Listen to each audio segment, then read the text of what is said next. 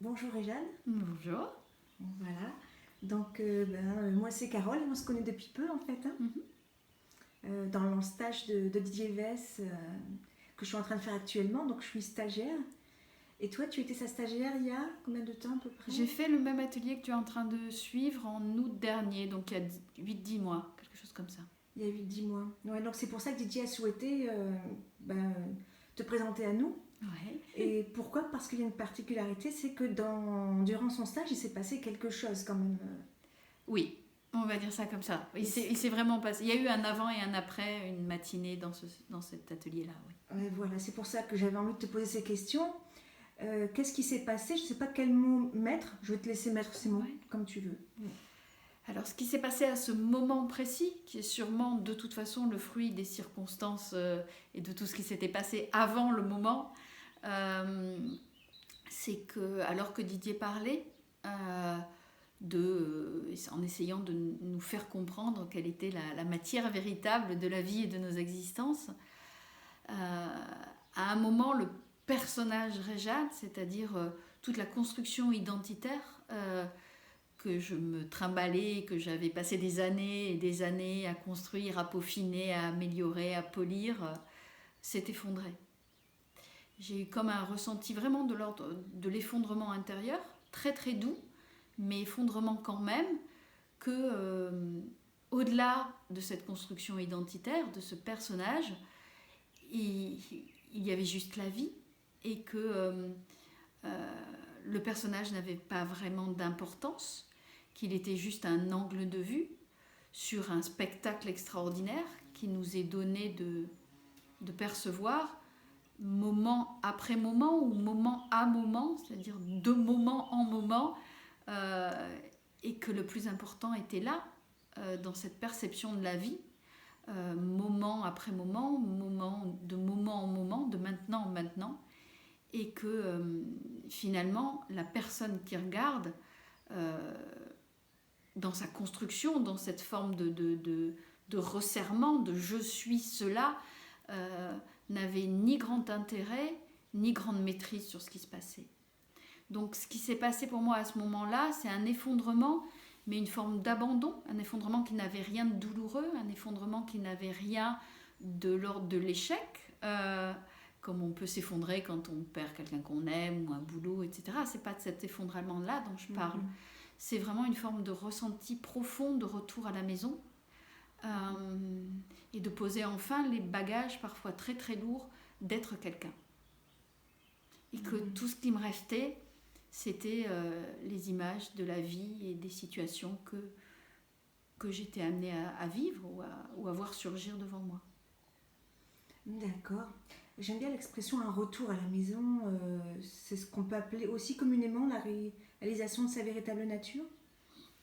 Alors, réalisation sûrement, puisqu'il y a bien quelque chose qui a été réalisé au sens pas... il est ambigu ce terme, parce qu'on peut se dire que quand on veut la réalisation, c'est-à-dire qu'est-ce qui se réalise? Est-ce que c'est l'être qui se réalise, c'est-à-dire enfin cette personne qui a cherché pendant des années à toucher du doigt une réalité spirituelle et qui enfin réalise sa nature au sens atteint son apogée? Euh, c'est ce qu'on croit.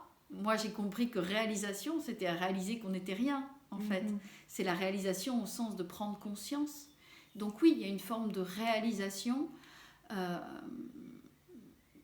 que tout est présence, qu'à part la présence au moment présent, et à part la vie elle-même, qui joue à mettre en scène des situations, des moments, des décors, euh, il n'y a pas grand-chose d'autre. Donc c'est cette réalisation-là, et que finalement notre véritable nature, et c'est encore pas des mots avec lesquels je suis très à l'aise, parce que ma véritable nature, c'est encore ma, Mhm. et que je dirais plutôt la véritable nature du monde, c'est cette matière-là, que tout est conscience, que tout est présence, que tout est ce champ d'exploration, et rien d'autre. C'est ça que j'ai réalisé. Les mots que j'emploie, pour moi, c'est pas une forme d'éveil, parce qu'il y a encore l'idée qu'il y a quelqu'un qui s'éveille, ou Mhm. qu'il y a des gens qui s'éveillent et des pas éveillés. Donc, Tout à fait. c'est pas un vocabulaire qui me parle. Moi, je parle d'une forme de retour à une forme de clarté, un retour à une forme de simplicité d'être, où en Mhm. fait toutes les couches, comme un oignon qui se serait pelé, et toutes ces couches qu'on rajoute sur je suis cela, je suis un métier, je suis une fonction, je suis une mère, je suis quelqu'un qui cherche, je suis quelqu'un qui a compris des choses spirituellement, etc. Je suis quelqu'un qui fait des rituels. Tout ça pour moi complexifie plutôt qu'aide à être, Mhm. et qu'à un moment, tous ces oripeaux-là, toutes ces couches d'oignons-là sont tombées à terre pour me permettre de voir la beauté de ce qui est au-delà de tous ces voiles. Et la sensation que j'ai eue, c'était que voilà, que avec tout ce que Didier avait pu m'apporter ou par ailleurs, le ballon de baudruche du personnage, comme si j'étais un gros ballon en forme de nana, et qu'à un moment le ballon s'est dégonflé, et que ne reste plus que tout ce qui est autour, quoi. Donc oui, une forme de réalisation dans ce sens-là du terme réalisation, et éveil au sens de clarté, de ah ouais, ok. Mhm. Donc ce ah ouais, ok, c'est pas le quelqu'un alors qui fait ah ouais, ok. Alors sûrement que si, parce que c'est le jeu, c'est-à-dire que s'il y avait plus quelqu'un pour te parler, il y aurait plus de jeu, donc il y a forcément encore quelqu'un. Mais c'est une forme de quelqu'un qui fait avec, j'ai envie de dire, qui fait avec le fait d'être trimballé telle histoire, d'avoir ce type de réaction face à ce type de contexte, et qu'il n'y a personne à faire advenir ou à faire aboutir quelque part, parce que c'est ça qu'il faut faire dans une vie humaine. C'est plutôt ça, en disant une logique d'amélioration, une logique d'élévation. Je crois que j'ai compris, après des années de recherche, d'exploration, quelle est notre vraie nature, où on avait un rêve d'élévation de l'être. Il faut être de plus en plus mieux, ou de plus en plus éthéré, ou de plus en plus détaché de la matière, ou je ne sais quoi, à l'effondrement. C'est-à-dire que pour moi, aujourd'hui, je te dirais que le chemin ultime, et peut-être que c'est plusieurs fois dans une vie, je ne dis pas la prétention de dire que je suis arrivée, c'est pas, l'être ne s'élève pas, il s'effondre. Mhm. Et que c'est une très bonne nouvelle. Mhm. Voilà. Mhm. Je suppose quand tu dis l'être, c'est plutôt la personne. Oui, oui, oui. Et oui, oui, oui, la personne. Ouais, la personne. Mais encore une fois, peu importe pour moi, enfin, si j'ai l'impression aujourd'hui que j'ai laissé tomber les concepts. Oui. Et que ce que j'ai envie de transmettre, puisque tu m'en fais la demande, c'est plus un vécu. Donc j'essaie d'être au plus juste de ce que je ressens, ou de ce que ça vit, de ce que ça ressent. Le terme d'être ne me dérange pas, je le trouve plus joli que celui de personne, parce que ça oblige à être dans l'être. Alors oui, peut-être qu'on est toujours, mais que la personne, elle fait plein de trucs, etc. Mais peu importe, enfin pour moi, peu importe. Il y a quelque chose qui s'effondre par rapport à quelque chose qui voulait s'élever, voilà. Et dans l'effondrement, il y a la capacité d'ouverture, la capacité d'accueil, la capacité de souplesse, la capacité de rire, de moins prendre au sérieux. Il y a tout ça, en fait. Et puis qu'il y a quelque chose, effectivement, qui est au-delà de la personne ou de l'être individuel. Voilà. Et qui est cette matière commune dont on fait tous partie, quoi. Dont on est tous là, le jeu. Un laisser-aller, un accueil, comme tu dis. Oui, et c'est...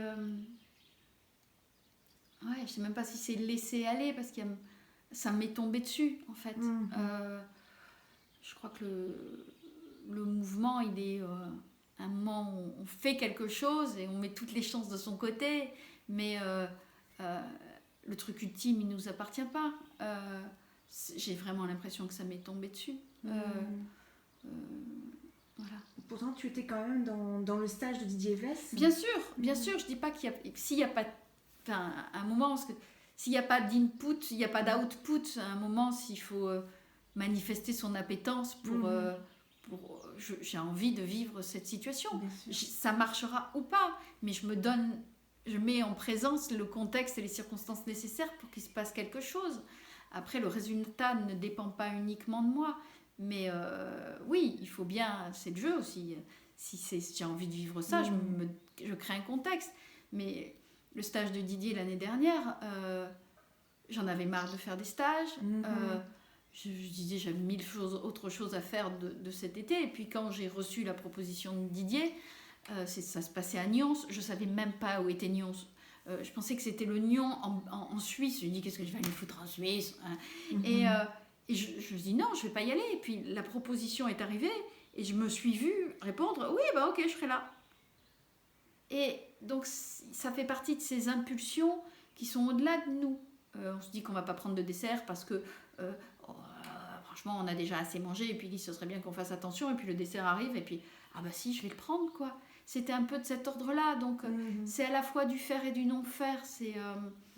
Il y a élan et puis tu suis l'élan et puis parfois tu es surpris par l'élan et j'adore me laisser surprendre en réalité. Et je crois que ça, c'est une forme de compétence d'accepter de se laisser surprendre. Et peut-être que je serais arrivée nulle part, enfin ça ne serait pas produit si à un moment, avant même que ça se produise, je décide d'accepter que ça ne se produise pas. Quand Didier disait au début du groupe, c'est l'exploration pour l'exploration, on est là pour s'amuser, ne perdez pas de vue qu'il n'y a pas d'enjeu finalement. C'est ça, oui. Et ce jour-là, j'ai décidé de l'entendre, qu'il n'y avait pas d'enjeu, que je n'étais pas là pour faire advenir Réjeanne quelque part, mais pour accepter de vivre et d'être bousculée dans ma façon dont je regardais le monde. Et voilà. Et rien d'autre en fait. Aucune attente en fait. Ça, voilà, je crois que j'ai perdu l'attente personnelle en tous les cas. Et qu'il y a un plaisir à goûter les expériences qu'ils nous ont proposées sans que ce soit au bénéfice de quelqu'un. La vie mérite d'être savourée pour ce qu'elle est. Voilà. Parce que si on a un regard sur le parcours de Réjeanne, tu es journaliste, hein, c'est ça ? Ouais. Et quels avaient été quand même les signes et surtout les passions précurseurs en fait ? Alors, je crois qu'au tout départ, il y a un amour profond du monde. Et c'est sûrement ça l'élan de départ. C'est-à-dire que assez tôt, et c'est paradoxal mais c'est intéressant, moi j'étais une enfant hyper timide à la limite de l'autisme et j'avais peur de pousser la porte d'une boulangerie. C'était vraiment... Et d'un autre côté, j'étais fascinée par le monde. C'est-à-dire que ça me terrifiait autant que ça me fascinait. Et mon activité préférée, enfant, jeune adulte, c'était de me poser quelque part et de regarder. Donc je crois que j'ai toujours été nourrie par ce sentiment de beauté et de mystère. Et après, j'ai fait du journalisme mon métier pour la même raison. C'est que d'une part, j'avais un prétexte et une autorisation officielle à aller à la rencontre d'eux, ce que je ne m'autorisais pas à titre personnel. Mon métier me permettait de pouvoir aller vers les gens ou vers des situations en disant « j'en ai besoin pour mon travail ». Donc je me suis donné la caution professionnelle que je n'osais pas avoir à titre personnel. Et dans ces moments-là, quand je me suis retrouvée en entretien avec des gens, en reportage dans des lieux, des territoires, des moments, j'ai senti très vite que c'était des moments où je me mettais tellement en réceptivité que Réjeanne n'était plus là et que je vivais quelque chose qui avait l'air d'être de l'ordre de l'essentiel. Et que je savais que je faisais bien mon métier à un moment où ce sentiment de communion profond avec la personne que j'avais en face de moi ou avec la situation dans laquelle je me trouvais était juste. Et donc, professionnellement, ça m'a nourrie. Et j'ai trouvé là un indicateur sur... Il y a quelque chose là qui est les sentiments où j'ai le sentiment d'être le plus juste. Et je pense que ça a été le fil qui m'attirait. Et puis après, il y a eu une anecdote personnelle, c'est-à-dire que qu'il a été pour le coup, il y avait cette espèce d'appétence pour le monde et de ressenti que le monde, on n'était pas si séparés les uns des autres, ni séparés de la nature, ni pas séparés. Ça m'est venu par cette exploration de voyageuse, de reporter, etc. Il y avait des tas de situations où je sentis bien qu'il n'y avait pas de séparation entre les individus, etc. Et après, les médecins, autour d'une trentaine d'années, mon mari et moi, on a décidé d'avoir un enfant et ça n'avait pas été si simple. Et au bout de quelques temps, les médecins français ont posé le diagnostic « j'aurai jamais d'enfant ». Et j'en ai pris mon parti. Et à peu près dans le même temps, au moment de ce diagnostic, j'étais en Inde en reportage. Et mon mari m'accompagnait. On a décidé d'aller passer du temps chez un médecin ayurvédique, chez qui une amie à nous résidait. On n'y serait pas allé sans ce prétexte de l'amie, sans ce contexte-là. Et le médecin nous a demandé ce qu'on faisait là. On a expliqué. Je ne venais pas du tout pour ces histoires d'infécondité, mais parce qu'on avait envie de découvrir, avec des mots occidentaux assez classiques. Et le médecin à qui on a aussi dit ça s'en est un peu emparé. Enfin bref. Et il se trouve qu'on a passé 15 jours avec cet homme. Je suis revenue en France. Je sentais bien que mon énergie avait changé. Quelque chose était... Voilà, j'ai fait de l'ordre dans ma vie, etc. Et 10 mois plus tard, j'étais enceinte. Et ça a été le point de départ de la réflexion et d'une exploration tant personnelle que journalistique sur finalement, c'est pas grand-chose de la vie. Et est-on simplement un mécanisme biologique ? Et comment se fait-il que des médecins, en étudiant ma biologie, me disent « ça marchera jamais » et qu'un homme, en s'intéressant à quelque chose de plus subtil, dans une globalité, dans une vision plus énergétique, même si ce mot-là, je ne le comprenais pas très bien à l'époque, arrive à débloquer, malgré moi, un processus et à remettre en marche quelque chose qui avait l'air définitivement foutu. Je me suis dit « la vie, c'est pas que ça ». Et là a commencé un questionnement sur de quoi est-on fait au-delà de la biologie, donc d'une énergie, d'une matière, c'est quoi la conscience, c'est quoi qui s'est ouvert en moi, quelles sont les circonstances pour lesquelles se sont ouverts. Et j'ai commencé à investiguer tout ça et ça m'a amené vers beaucoup de choses. Ça m'a amené vers les médecines énergétiques et traditionnelles, ça m'a amené vers le chamanisme, ça m'a amené vers les expériences d'état modifié de conscience. Et dans tout ça, j'ai trouvé plein de réponses, plein de choses. Mais j'ai vu à quel point petit à petit ça complexifiait mon rapport au monde, voire ça créait une autre forme d'ego, passer de l'ego matériel à une forme d'ego spirituel. Et à chaque fois, je me suis retrouvée dans une forme d'issue. En me disant, surtout quand la vie m'a amené d'autres épreuves, et je me suis dit, ok, j'ai tout ce cheminement dit spirituel avec moi, et ça ne m'aide pas.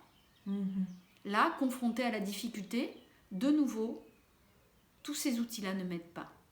Donc c'est qu'en fait, il y a autre chose. Et c'est de là-dessus que, encore une fois, malgré moi, Didier est arrivé dans ma vie avec les outils dits de la non-dualité et que c'est venu rebattre complètement mes cartes et que, j'ai écouté, j'ai compris, j'ai pas compris, je me suis dit, mais pourquoi j'y arrive pas ? Pourtant j'ai compris, mais il se passe rien, etc. J'ai lutté, et avec des moments de désespoir, avec des moments de fatigue, avec des moments de colère. Et puis à un moment, ce stage à Nyons qui arrive, je dis, finalement, maintenant que je suis là, j'en attends rien et puis on verra bien. Et puis il s'est passé ce truc, qui a été effectivement un avant et un après, mais pas non plus rien d'extraordinaire au sens où je vis pas sur un nuage, je suis pas magique, la vie continue. Mais je sens bien et mon entourage sent bien qu'il y a quelque chose qui s'est passé. Parce qu'après cette reconnaissance d'être rentrée à la maison, il y a eu peut-être ce qu'on appelle la nuit noire de l'âme, des difficultés, des Alors, pleurs, la nuit des noire de l'âme, je pense que je l'ai vécue avant. Après, ce qui s'est passé, c'est que il y a une forme d'exaltation, parce que ce qu'on pouvait lire dans les livres, je le vivais, mais je le vivais à plein, je le vivais même de manière exaltée, ou un peu, j'étais très très high, un peu comme quand les gens, il y a des tas de gens qui vivent des moments d'expansion de conscience et qui sont remplis sur un petit nuage, et ils vivent un peu hors sol, etc. Ça a duré quelques jours, et puis après je suis rentrée chez moi, et là la vie m'a envoyé des épreuves, et ça a été un bon moyen de savoir où j'en étais vraiment, où ça en était vraiment. Et là, je me suis rendu compte que ce qui s'imposait dans ma vie, c'est que face à des situations difficiles, la meilleure solution, et j'avais pas le choix, c'était l'abandon. C'est-à-dire qu'il n'y a pas une nuit noire de l'âme, il y a eu beaucoup de calme, beaucoup d'acceptation de la situation, et j'ai beaucoup pleuré, mais j'ai pleuré d'abandon. J'ai dit, ok, c'est ça que tu veux qu'il se passe, oui, c'est ça qui va se passer. Pas tue-moi, tue la vie. ok, j'ai des problèmes de santé, ben, on va prendre ça pas à pas, je ne vais pas psychoter, on va voir ce qui se passe. Donc c'était très calme. Et j'ai beaucoup pleuré de beauté, de grâce en fait. Le terme qui correspond vraiment à ce que je vis et ce que je vis encore, c'est vraiment un sentiment de grâce, mais simple, humble, de grâce dans les moments difficiles où c'est là malgré tout, et de grâce dans les beaux moments parce que je peux être émerveillée par la beauté du monde. Et de douceur face à la difficulté. Donc, aujourd'hui, oui, peut-être que le mot qui correspond un peu par ce qui m'accompagne et qui est bien au-delà de moi, c'est un sentiment de grâce. D'accord. Le sentiment de grâce qui est apparu... Parce que finalement, est-ce qu'il y a des choses qui ont changé après ce mouvement? Alors, pas matériellement. J'ai pas gagné au loto... j'ai pas trouvé l'amour, j'ai pas trouvé fortune, etc. Ce qui a changé, c'est que... alors là, mon entourage le ressent plus que moi. C'est... tout est beaucoup plus fluide, tout est beaucoup plus joueur aussi. Par exemple, quand j'étais enfant, j'étais très soupolée. Et je crois qu'avec les années, avec le développement, je le suis devenue moins, parce que c'est pas correct. Voilà. Et je me vois redevenir ça. Parce que à un moment, il y a situation, ça boue, ça retombe. Parce que ça n'a pas d'importance, en fait. Tout est plus spontané, tout est plus vrai, d'une certaine manière, dans le bon et dans le moins politiquement correct. Et puis ça n'accroche pas surtout. Je peux me dire un truc, je dis oh, je suis d'accord. Mais je vais pas m'accrocher sur le je suis pas d'accord. Une fois que c'est sorti, je me marre et on passe à autre chose, comme les enfants savent le faire. C'est-à-dire, il y a un moment, il y a contexte, il y a réaction. Joie, calme, intelligence, colère. Ah bah il y a réaction. Et ben une fois qu'il y a réaction, il y a autre chose. C'est ça en fait qui a changé. Et oui, parce que c'est beaucoup plus souple, beaucoup plus fluide, beaucoup plus doux. Une forme de paix qui n'est pas forcément la paix du Bouddha en permanence, mais c'est très profond. Il y a profondément, peut-être que paix, le mot qui correspond plus à ce que je ressens, c'est confiance. La confiance, oui, oui, tout à fait. C'est ce que je ressens, c'est de la confiance. Alors que je pouvais être quelqu'un de très en contrôle, de très maîtrisant, avec une volonté de conduire sa vie, parce qu'on m'a appris à le faire, et puis je l'avais très bien fait jusqu'à présent. Aujourd'hui, je ne sais pas si c'est ce que j'ai vécu qui a déstabilisé, ou si c'est le contexte qui a changé. En tout cas, aujourd'hui, il y a plein d'endroits dans ma vie qui pourraient être vus comme de la précarité, ou une forme de transformation, de mutation, etc., qui pourraient être très anxiogènes. Et en fait, tout ce qu'il y a là, c'est de la confiance. Il y a des interrogations, mais il y a de la confiance. Parce que, je crois, ce qu'il y a avant tout, c'est de la présence. J'ai beaucoup de mal à vivre autrement qu'au présent. Ça ne m'empêche pas de planifier des rendez-vous, de rendre mes articles à l'heure, etc. Ça n'empêche pas l'organisation. Mais moment après moment, pas à pas, situation après situation, contexte après contexte, j'ai confiance dans le fait que tout va aller là où ça doit aller, en fait. Et ça, c'est là où ça pouvait être avant un peu mental, un peu machin, c'est corporel, en fait. Je n'ai pas le choix que d'être dans ça, dans cette présence, dans cette confiance, dans ce pas à pas. Ce qui n'empêche pas, encore une fois, les interrogations, mais il n'y a pas de nœud fait avec ça. Il n'y a pas d'élaboration mentale, intellectuelle, personnelle, au sens du personnage qui voudrait... voilà. Et cette confiance, je suppose qu'on peut la transposer avec tes relations professionnelles ou personnelles, tes activités. Alors, c'est presque au-delà, en fait.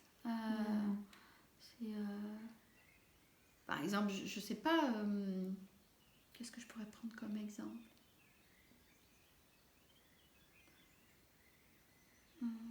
Là, j'ai eu un certain nombre d'épreuves personnelles à traverser. Du coup, j'ai beaucoup mis en stand-by ma vie professionnelle, en acceptant de me dire c'est pas le moment, en acceptant de puiser un peu dans mes économies, et c'est fait pour ça à un moment. Mais j'avais confiance dans le fait que de nouvelles personnes avec qui travailler allaient surgir, sans que je fasse quoi que ce soit. Et c'est ça qui est en train de se passer. Il y a des nouveaux... Alors, sûrement que c'est aussi un moment de mutation où je sais que c'est un moment de mutation. J'ai cette intuition-là. Donc, je laisse être le moment de mutation, être ce qu'il est, un moment de mutation.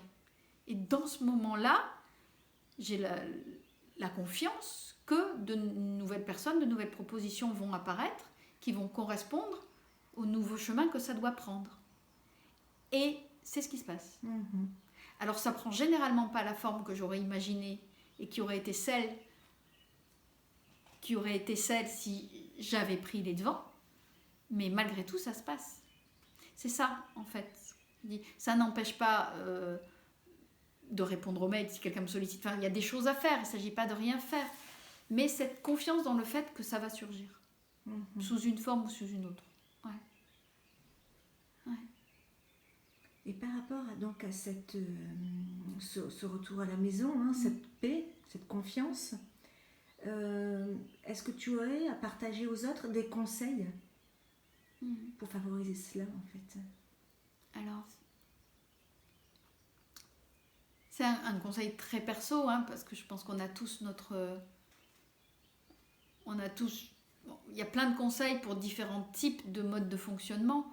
Moi, ce qui m'aide, en tout cas ce qui me nourrit, et avant c'était ça qui m'aidait à revenir dans cet état où je me sentais bien, et aujourd'hui c'est ça qui me nourrit au quotidien, ou presque, ou heure par heure, c'est vraiment de cultiver la présence. Et pour ça, pour moi, c'est très perceptuel, c'est très sensoriel. C'est-à-dire que là, je ressens le matelas, le matelas du coussin contre mon dos, je ressens le bois contre mes mains, je te vois, je vois la lumière dans tes yeux, je vois le reflet de la lumière sur tes cheveux, j'entends cette voix qui est censée être la mienne, et tout ça nourrit un champ perceptuel qui est pour moi comme une gourmandise. C'est-à-dire que je le goûte, et c'est ça que j'appelle la présence, c'est-à-dire de ressentir le moment dans tout ce qu'il a à nous offrir de sensoriel, voire de sensuel. Et ça, moi et d'autres, parce que si on sait que c'est un mode d'accès à cette présence, ça m'aide à être là. En fait. Et je pense que cultiver ça dans les moments où on est très porté par ce qu'on imagine, ce qu'on pense, etc., tout ce qui nous traverse à longueur de journée, revenir là, dire en fait, ok, je souffle, j'ai les pieds sur le sol, je sens le sol, j'ai mes mains sur du bois, je sens le bois, j'ai un truc assez doux contre moi, j'ai une jolie personne face à moi, bon ben, what else quoi? Et revenir là.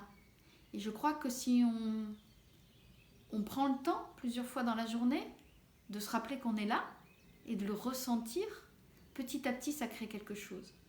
Et c'est ce que je te disais tout à l'heure, c'est dans mon vécu de reporter, j'avais tellement l'impression de toucher à l'essentiel dans ce moment-là, parce qu'il m'était demandé d'être dans le moment, d'être totalement à l'écoute de la personne que j'avais en face de moi, parce qu'il fallait que je la comprenne, il fallait que j'entende, que je sois vraiment là. Et dans une situation de reportage où il se passe plein de trucs, où il va falloir en rendre compte avec des mots, on n'a pas le choix d'être totalement là. Et dans ce totalement là, ça n'a aucune importance, ça disparaît à profit de ça. Et qu'au final, il n'y a plus, entre ça et ça, la frontière devient de plus en plus poreuse. Et puis il n'y a plus de frontière. Voilà. Donc mon conseil, si ça parle, si ça résonne, c'est de cultiver le ressenti, comme ça, plusieurs fois dans la journée, ah, ok, je suis là. Et ça veut dire quoi être là? Ça veut dire quoi? Perceptuellement. Et que de nourrir 5 sens ouvre peut-être une autre forme de présence ou d'espace de conscience. D'accord, nourrir cette présence, cultiver cette présence par le sensoriel. Et selon toi, quels seraient les obstacles justement à cette présence, à cette paix, à ce retour à la maison globalement? L'obstacle, je dirais qu'il y en a un qui est inévitable. Il faut juste accepter qu'il soit là ou pas. C'est d'être repris par la vie du personnage. Oui. Pas facile d'être en présence tout le temps. À un moment, on est repris par le flot d'une vie, on est repris par le besoin de planification, on est repris par des préoccupations du quotidien, etc. Mais c'est pas grave en fait. C'est grave si la crispation que ça crée, parce que moi je le vois un peu comme ça, ça crispe, ça décrispe, si la crispation, on finit par y croire à nouveau. Ah oui, c'est Réjeanne qui a des ennuis, qui doit résoudre la situation, et je suis une pauvre fille, je vais jamais m'en sortir, et j'avais touché quelque chose du doigt et je le touche plus, je suis vraiment nulle, etc. Là, si on se renferme là-dedans, c'est foutu. Tu vas me dire, oh punaise, aujourd'hui, j'ai passé une journée, j'avais 1000 choses à faire, j'ai pas été là une seule seconde. Bon, mais je me pose sur mon canapé, on en rigole et on passe à autre chose, quoi, tu vois. Ça peut arriver de passer une journée sans jamais être là, parce qu'on a été absorbé, parce qu'on a été totalement emporté par quelque chose. Bon, mais on s'assoit et puis on le ressent, et puis demain, on sera plus en présence. Donc, et l'écueil, c'est de vouloir que ça reste, et l'écueil, c'est de vouloir se dire qu'on est arrivé quelque part et qu'on va clignoter davantage le jour où on sera arrivé, quoi. Je crois qu'il faut vraiment, de mon expérience, et aussi parce que je pense que j'avais la prétention de vouloir arriver quelque part et d'être quelqu'un. Tu sais, quand on est un peu médiatisé, on se dit qu'il faut continuer à nourrir la bête, d'exister médiatiquement, etc. Et c'est un leurre, hein. C'est un beau leurre. Et parce que ça crispe vachement. Le regard des autres et l'attente des autres aussi. Oui, et puis parce qu'on nous dit que c'est bien, parce que voilà, une fois qu'on est un peu visible ou qu'on a quelque chose qu'on commence à faire œuvre, c'est ça que la société attend de nous, donc c'est ça qui est bien. Mais c'est pas mieux que quelqu'un qui cultive son champ, en fait. La société met ou c'est pas mieux d'être éveillé que non éveillé. Au final, on s'en fout un peu, c'est chacun son chemin. Il y a des gens qui cherchent à être éveillés. C'est le programme Réjeanne, le programme Carole, il est comme ça. Donc on va suivre le programme, il ne s'agit pas de ne pas le faire. Mais il y a des gens qui vont être à cultiver leur champ toute la journée, et pour qui tout ça c'est du chinois, et ils sont autant en présence, que nous. C'est la même matière, qu'elle joue à rien voir ou qu'elle joue à essayer de voir.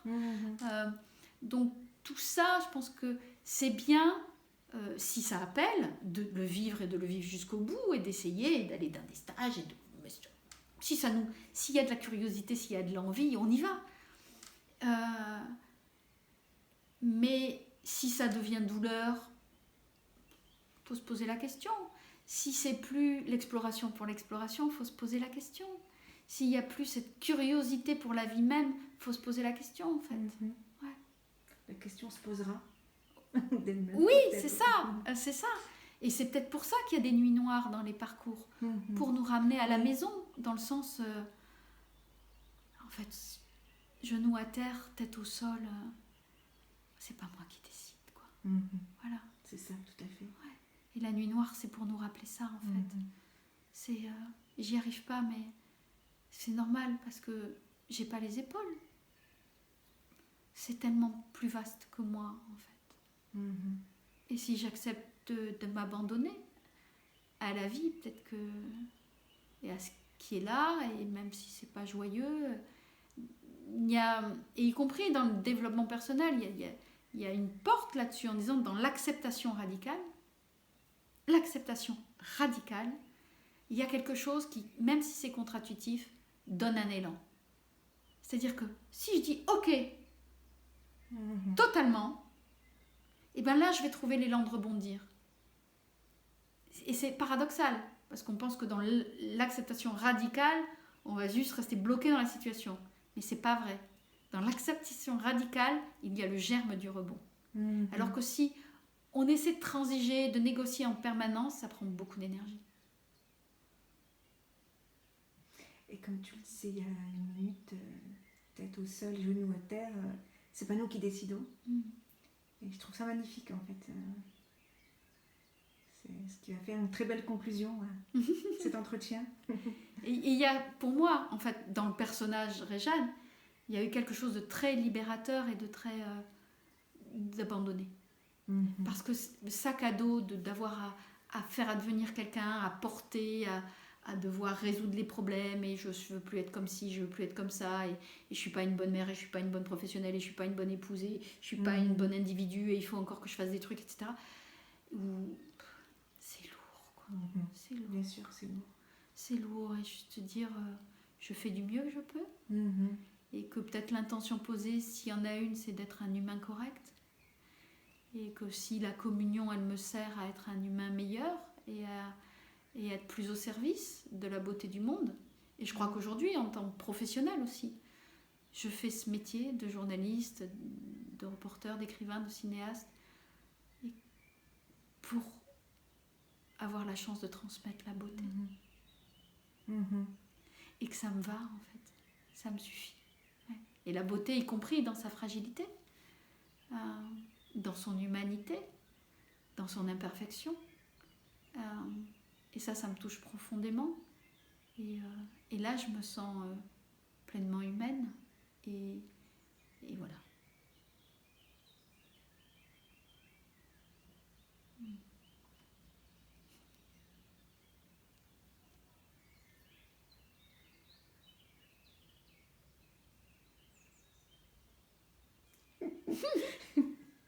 En tout cas, c'est très beau. C'est le mot de la fin. C'est très émouvant.